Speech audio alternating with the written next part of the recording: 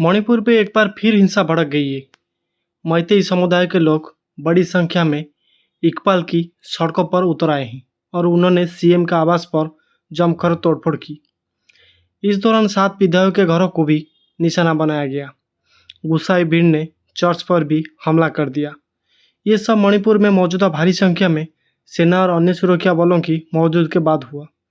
दोस्तों, आपको बताना चाहूँगा कि मामले की गंभीरता को देखते हुए इस वक्त शहर में इंटरनेट सेवाओं को बंद कर दिया गया है। कर्फ्यू भी लगा दिया गया है। अब ये सवाल उठता है कि पिछले 1 साल से भी ज़्यादा वक्त से जारी की गई मणिपुर में तनावपूर्ण हालात के बीच अचानक ऐसा क्या हो गया कि लोग गुस्से में आ गए। चलिए दोस्तों, हम आपको इसके बारे में सारी चीज़ बताते हैं। दरअसल दोस्तों, मणिपुर की इम्फाल घाटी में 11 नवंबर 2024 को एक ही परिवार के 6 लोग लापता हो गए थे, जिसमें महिलाएं और बच्चे शामिल हैं। अब इस तरह की खबरें सामने आ रही है कि इन लापता लोगों के शव असम के साथ राज्य की सीमा पर एक नदी से बरामद किए गए हैं। जैसे ही इसकी सूचना मैतेई समुदाय समाज के लोगों को मिली, तो भीड़ बेकाबू हो गई। सड़क पर उतरे लोगों ने भी वाहनों को आग के हवाले कर दिया। राजधानी इम्फाल में कई विधायकों के घरों में और घर पर हमला किया गया। मणिपुर के 7 प्रभावित जिलों में इंटरनेट को अस्थायी रूप से निलंबित कर दिया गया है। ये वो जिले हैं जहां मैतेई समाज बहुसंख्यक है। वहीं आसपास के पहाड़ी इलाकों में भी आदिवासी कुकी बहुसंख्यक है। आरोप लगाया जा रहा है कि इस घटना को कुकी समुदाय ने अंजाम दिया है। दरअसल दोस्तों, सीएम मुख्यमंत्री नोगोथोबम बोरेन सिंह के दामाद राजकुमार इमो सिंह उन विधायकों में शामिल थे जिनके घरों को निशाना बनाया गया है। इम्फाल के बाहरी इलाकों में सीएम के निजी आवास पर भी शनिवार रात कथित तौर पर भीड़ ने हमला किया। शनिवार शाम 4:30 में 2 दिन के लिए कर्फ्यू का ऐलान किया गया है। लोगों ये मांग करने लगे कि यदि सरकार शांति सुनिश्चित करने और महिलाओं और बच्चों के हत्यारों को सजा देने में असमर्थ है, तो वो इस्तीफा दे दें। दोस्तों, आपको बताना चाहूँगा, अब नागरिक समाज समूह ने सशस्त्र उग्रवादी समूह के खिलाफ निर्णायक कार्रवाई की मांग करते हुए राज्य सरकार को 24 घंटे का अल्टीमेटम जारी किया है। मणिपुर में शनिवार शाम फिर से अशांति दिख गई, जब एक भीड़ ने मुख्यमंत्री एन बोरेन सिंह के आवास में तोड़फोड़ करने का प्रयास किया। दरअसल दोस्तों, जिरोबाम जिले में 6 लापता शवों को जो खोज के बाद गुस्से में जमा हुई भीड़ को तितर बितर करने के लिए सुरक्षा बलों ने आंसू गैस के गोले छोड़े। मृतकों के 1 शिशु और 2 महिलाएं शामिल थी। जिरोबाम में बराक नदी से 8 महीने के बच्चे सहित 6 लोगों के शव बरामद किए गए थे। ये सभी लोग हिंसक झड़पों के बाद सोमवार से लापता थे, जहां सुरक्षा बलों के साथ गोलाबारी में 10 हथियारबंद कुकी लोग मारे गए थे। दोस्तों, वहीं इसके लेकर अब मणिपुरी इंटीग्रिटी पर समाबद्ध समिति व COCOMI एक मैतेई नागरिक अधिकार समूह के प्रवक्ता का बयान सामने आ गया है। उन्होंने साफ तौर पर कहा कि राज्यों के सभी प्रतिनिधियों और सभी विधायकों को एक साथ बैठना चाहिए और इस संकट को जल्द से जल्द हल करने के लिए कोई निर्णायक कदम उठाना चाहिए। उन्होंने आगे भी कहा, अगर वो मणिपुर के लोगों की संतुष्टि के लिए कोई निर्णय नहीं लेते हैं, तो उन्हें लोगों के गुस्से का सामना करना पड़ेगा। हमने सशस्त्र उग्रवादी समूह के खिलाफ निर्णायक कार्रवाई करने को लेकर भारत सरकार और मणिपुर सरकार को 24 घंटे का अल्टीमेटम दिया है। इसी बीच मणिपुर सरकार ने केंद्र से राज्य के 6 पुलिस स्टेशन के अधिकारी क्षेत्रों में आने वाले क्षेत्रों से AFSPA की समीक्षा करने और उसे हटाने का भी अनुरोध किया है। दोस्तों, मणिपुर में बीते सोमवार को हिंसा एक और दौर अब शुरू हो गया, जब 11 संदिग्ध उग्रवादियों ने मणिपुर के जिरीबाम जिले में एक पुलिस थाने और निकटवर्ती CRPF शिविर पर अत्याधुनिक हथियारों से हमला किया। हालांकि वो मुठभेड़ में मारे गए। इसके एक दिन बाद उसी जेल से सशस्त्र उग्रवादियों ने महिलाओं और बच्चों सहित 6 नागरिकों का अपहरण कर लिया।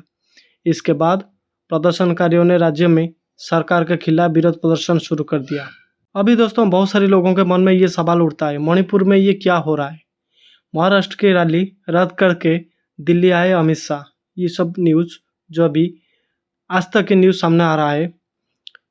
दोस्तों आपको बताना चाहूँगा कि मणिपुर में हालात फिर से बिगड़ते दिख रहे हैं, क्योंकि मणिपुर में हालात बेकाबू होते ही रविवार को मणिपुर की स्थिति को देखते हुए केंद्रीय गृह मंत्री अमित शाह ने भी महाराष्ट्र के विदर्भ की रैलियां रद्द कर दी और नागपुर से दिल्ली लौट आए। वहीं सीआरपीएफ के महानिदेशक आतिश दयाल को मणिपुर के लिए रवाना कर दिया गया।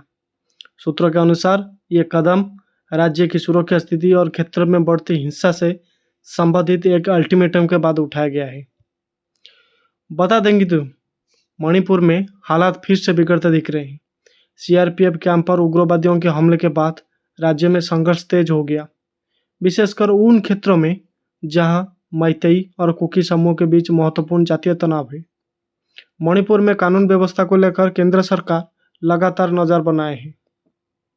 आपको बताना चाहूँगा दोस्तों कि जिरीबाम जिले की एक नदी से 6 लापता व्यक्तियों को शवों को मिलने के कुछ घंटे बाद ही राज्य में हिंसा भड़क गई थी।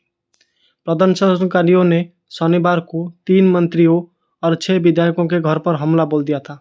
इसके बाद राज्य सरकार ने 5 जिलों में कर्फ्यू लगा दिया और कुछ हिस्सों में इंटरनेट सेवाएं भी निलंबित कर दी थी, जैसे कि मैं पहले बताया। अधिकारियों ने बताया था कि राज्य के हालात बिगड़ते जा रहे हैं। दोस्तों दरअसल सोमवार से लापता 2 महिलाओं और एक बच्चे के शव शनिवार को जिरीबाम के बारक नदी से बरामद हुए थे, जबकि 3 अन्य शव, जिनमें से एक महिला और 2 बच्चे शामिल थे, वो शुक्रवार की रात को मिले थे। इन शवों को पोस्टमार्टम के लिए असम के सिलेचर मेडिकल कॉलेज अस्पताल भेजा गया है। कुछ दिन पहले मणिपुर में सुरक्षा बलों ने एक बड़ी कार्रवाई में कम से कम 11 हथियारबंद कुकी उग्रवादियों को मार गिराया था, जो जिरीबाम जिले के बोरीबेकरा के एक पुलिस स्टेशन पर हमला करने आए थे। इसी घटना बिगड़ते के बाद सुरक्षा बलों का ये दावा है कि घाटी में हालात फिलहाल स्थिर है। अगले 2 दिन के लिए इंटरनेट सेवा को बंद कर दिया गया है। हिंसाग्रस्त जिलों में कर्फ्यू भी लगा दिया गया है। इसी बीच मणिपुर सरकार की तरफ से एक पत्र केंद्र सरकार को लिखा गया। केंद्रीय गृह मंत्रालय ने ये अपील की गई है कि मणिपुर से तुरंत arm force special power act यानी कि AFSPA को पूरी तरह से हटा दिया जाए। फिलहाल ये जो मणिपुर के कुछ हिस्सों में लागू है। मणिपुर सरकार की तरफ से केंद्र से राज्य के 6 पुलिस स्टेशन के अधिकारी क्षेत्रों में आने वाले AFSPA को हटाने की मांग की गई है। केंद्र ने इस सप्ताह की शुरुआत में हिंसा प्रभावित जिरीबाम सहित मणिपुर के 6 पुलिस थाना क्षेत्रों में AFSPA को फिर से लागू कर दिया था।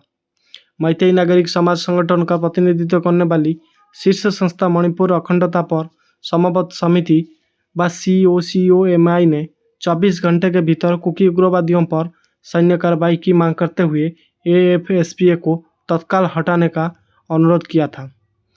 दोस्तों मणिपुर में क्या बिगड़ना हालात, अभी जो हालात है वो कैसा है? दोस्तों आपको बताना चाहूँगा कि पिछले महीने 11 नवंबर को मणिपुर की जो इम्फाल घाटी में एक ही परिवार को 6 लोग गुमशुदा थे। हर जगह तलाशने पर भी उनके बारे में कोई जानकारी नहीं मिली थी। अब ये खबर सामने आई, लापता महिला और बच्चों के शव असम बॉर्डर पर एक नदी से बरामद किए गए। जैसे ही इसकी सूचना मैतेई समुदाय के लोगों को मिली तो भीड़ बेकाबू हो गई थी। उन्होंने न सिर्फ चीफ मिनिस्टर के घर में जाकर जमकर तोड़फोड़ की, बल्कि 7 विधायकों के घरों को भी निशाना बनाया। सड़कों पर कारों को आग के हवाले कर दिया गया। लोगों की संख्या इतनी ज़्यादा थी कि वहां मौजूद सेना और अन्य सुरक्षा बल भी कुछ नहीं कर पाए। घाटी में इस वक्त इंटरनेट सेवा को बंद कर दिया गया है। अगले 2 दिन के लिए कर्फ्यू भी लगा दिया गया है। तो दोस्तों इसी मणिपुर केस को लेकर आपके मन में जो भी राय है, जो भी बात है, हमें कमेंट बॉक्स में ज़रूर बताइए और वीडियो को ज़्यादा से ज़्यादा शेयर कीजिए। और दोस्तों हमारे चैनल को पहली बार आए तो सब्सक्राइब करके बेल आइकन को दबा दीजिए। धन्यवाद दोस्तों। जय हिंद।